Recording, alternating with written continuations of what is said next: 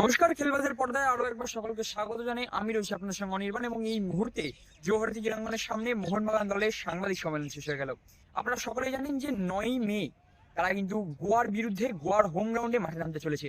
এবং লিগ টেবিলের কথা যদি একটু আসি, এই মুহূর্তে গতকালের ম্যাচকে যদি কেন্দ্র করে বলি, ইস্টবেঙ্গল দল তারা শীর্ষে রয়েছে এবং মোহনবাগান যদি ঠিকঠাক পয়েন্ট পায় তাহলে কিন্তু তাদের লিগ টেবিলের শীর্ষে শেষ করার একটা সম্ভাবনা রয়েছে এই মরশুমে। যাই হোক, আজকের সাংবাদিক সম্মেলনে যদি ফোকাস করি তাহলে সেক্ষেত্রে আমার সাংবাদিক প্রতিনিধি সুদীপ্ত দা, আজকে সাংবাদিক সম্মেলনে কি হলো যদি একটু বিস্তারিতভাবে বলো। দেখো, মোহনবাগান 9 তারিখ এফসি গোয়ার বিরুদ্ধে ম্যাচ খেলবে। আইএসএল এর একটা গুরুত্বপূর্ণ ম্যাচ এবং অ্যাওয়ে ম্যাচ। এই ম্যাচটার ক্ষেত্রে মোহনবাগান যেহেতু চ্যাম্পিয়নশিপের লড়াইয়ে রয়েছে, এই ম্যাচটা মোহনবাগানের কাছে অত্যন্ত ভাইটাল ম্যাচ। এখন সব ম্যাচই ভাইটাল, যেহেতু তারা চ্যাম্পিয়নশিপের দৌড়ে রয়েছে। নর্থ ইস্ট ম্যাচটা মোহনবাগান জিতেছে, অত্যন্ত প্রতিকূলতার মধ্যে খেলা হয়েছে, আমরা দেখেছি সেটা। ম্যাচে জিতে মোহনবাগান 3 পয়েন্ট নিয়ে এসেছে, যেটা মোহনবাগানের কাছে কিন্তু একটা ভেরি গুড সাইন।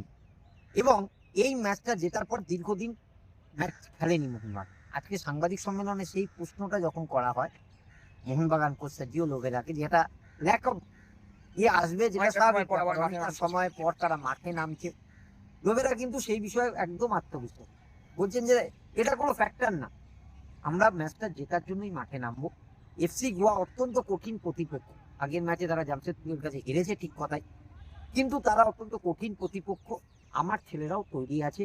আমরা ম্যাচটা শুধুমাত্র এখন অন্য কোনো ম্যাচ নয়, ম্যাচ বাই ম্যাচ ধরে, অর্থাৎ যে সামনে যে ম্যাচগুলো আছে সেই ম্যাচটাকে ধরেই আমরা এগোতে চাইছি।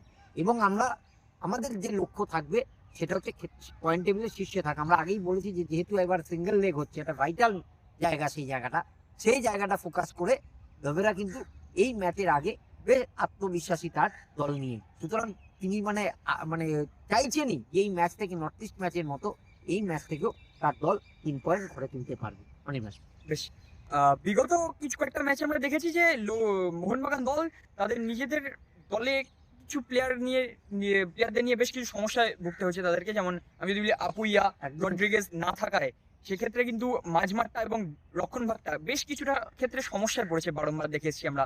তো এই ম্যাচটায় গোয়ার বিরুদ্ধে কি হতে চলেছে, রড্রিগেজ আর আপুইয়া কতটা ফিট আছে বলে মনে করছি, একটু যদি বিস্তারিতভাবে বলো। এটা কিন্তু একটা ভাইটাল প্রশ্ন তুমি আজকে করলে, যে আপুইয়া, আমরা জানি যে মোহনবাগান মাঝমাঠে আপুইয়া একটা অন্যতম স্তম্ভ, তেমনি রড্রিগেজ।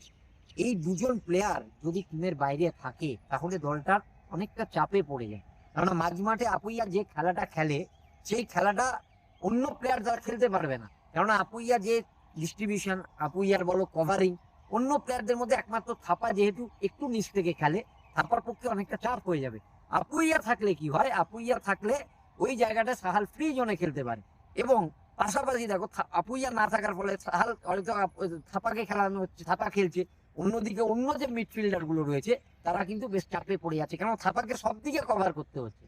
সেই জায়গাটায় আপুইয়ার প্রসঙ্গে আজকে আমরা জিজ্ঞেস করেছিলাম লোবেরাকে যে আপুইয়া কতটা ফিট এবং রড্রিগেজও কতটা ফিট।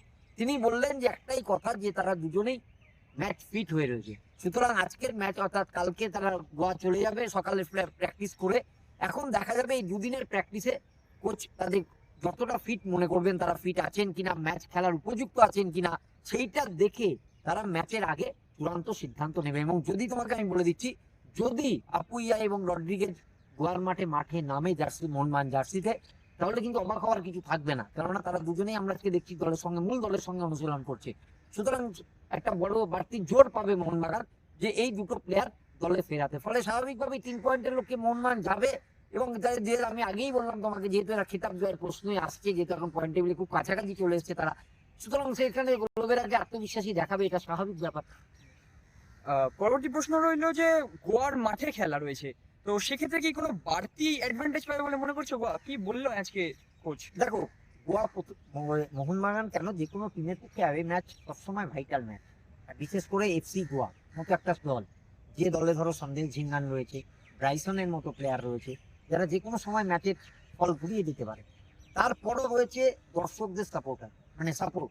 দর্শকরা যেভাবে গোয়ার মাঠে আমরা দেখেছি, মুম্বাইয়ের মাঠেও, হ্যাঁ, যেভাবে দর্শকরা সাপোর্ট করে দলকে, সেটা মোহনবাগানের পক্ষে একটা প্রতিকূলতা। কিন্তু এইসব প্রতিকূলতা যখন আমি খেতাব দৌড়ের ক্ষেত্রে যাব, লড়াই করছি, তখন এইসব প্রতিকূলতাকে আমাকে জয় করেই যেতে হবে।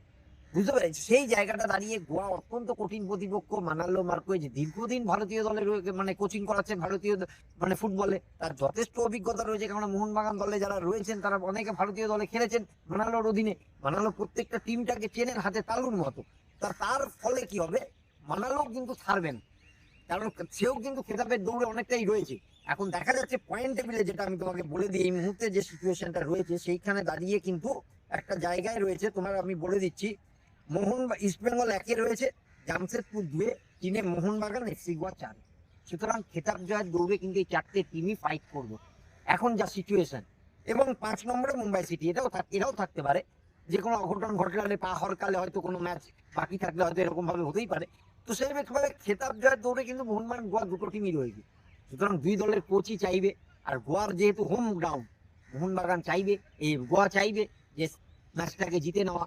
তাহলে জেতার ফলে জিতলে হয়তো তারা ইতিমধ্যে 11টা ম্যাচ খেলেছে, সেটা 12টা হয়ে যাবে। তো সুতরাং 12টা খেললে তারা অনেকটা আপে যেতে পারে। এখন দেখা যাক এই ম্যাচটা মানালো মার্কোয়েজ যে হোম গ্রাউন্ডের যে সুবিধাটা, এটা মোহনবাগানের বিরুদ্ধে গোয়া কতটা নিতে পারে আর কি ছকে তিনি দলকে সাজান, সেটা তো পরে মানে আগামী 9 তারিখ দেখাই যাবে। বেশ বেশ ধন্যবাদ সুদীপ্তদা। এরপর আমরা দেখে নেবো আজকে সাংবাদিক সম্মেলনের কিছু মুহূর্ত, এবং তার শেষে আমরা দেখে নেবো আজকের অনুশীলনের কিছু মুহূর্ত। Very good reflections and very good calculations. But my only calculation is the 3 points against FC Goa. This is my only calculation now in this moment. This is my focus.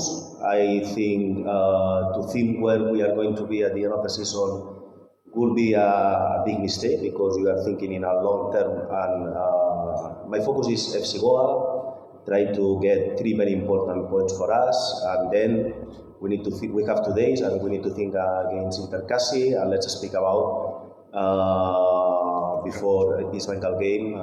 How is the situation when we reach this game? No, good calculations, but my calculations is only the next game, step by step.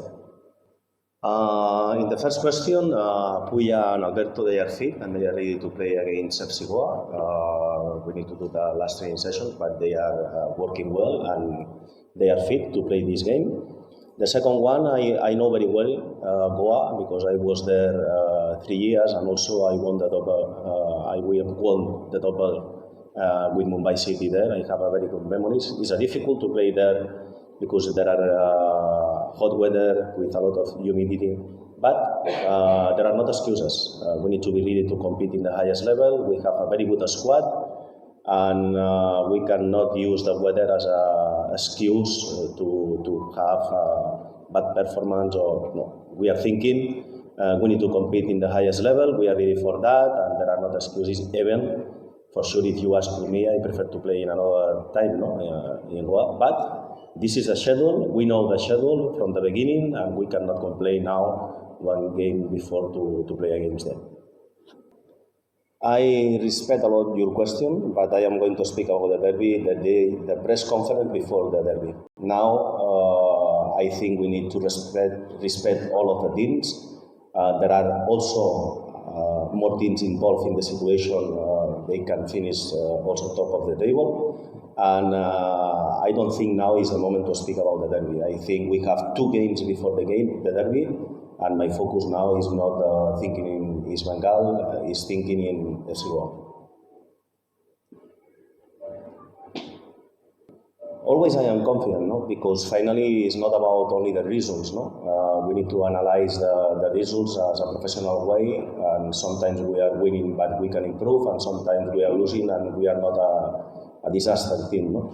But what gives me the more confidence is to do the training sessions every day with these guys, no? They are amazing players, they are an amazing professional, they have experience, they are ambitious, and they want to win. They show to me this every day.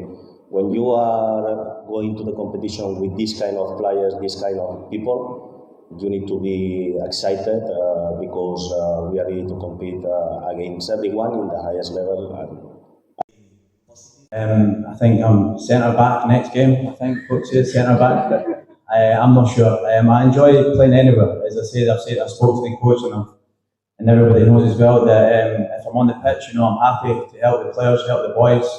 I've played in different positions, and it's not a problem for me.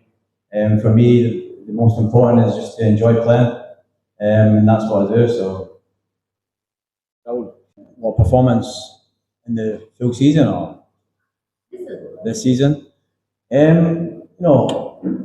Obviously, I'd like to play more minutes. That's obvious, but it's the same as every player out there wants to play. We can only play 11 players, and we can only play 4 foreigners. But when I'm on the pitch, I give 100% every time for this club. I try my best. Been successful here in the past few years, and yeah, all I can do is give my all on the pitch.